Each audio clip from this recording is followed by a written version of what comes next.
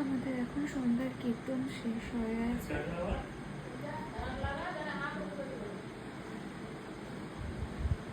গোপাল সোনাকে ভোগ দেওয়া হয়েছে,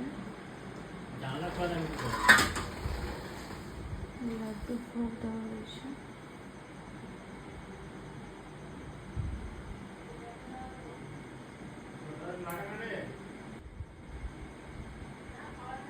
গেট লাগানো হবে, এখন ভোগ লাগানো হয়েছে, গেটটা লাগাবো।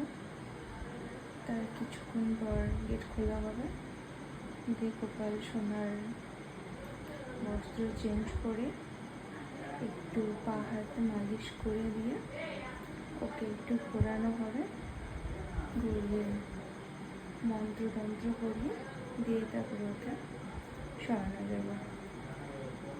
কিছুক্ষণ দোলনাতে ওকে দোলানো হবে, কিছুক্ষণ 2-3 সেকেন্ড।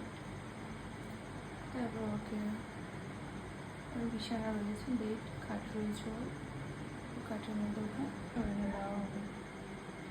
মার চুনরিতে ঢাকা হবে ওকে, কুচকু গোপালকে জল তুলসী পাতা দিয়ে ঢাকা হবে, যদি ওর কুচকু সোনা গোপালে জল বসা হয়। একদম সবাইকে টাটা, বাই বাই, ভালো থাকবে গোপাল সোনার পক্ষ থেকে।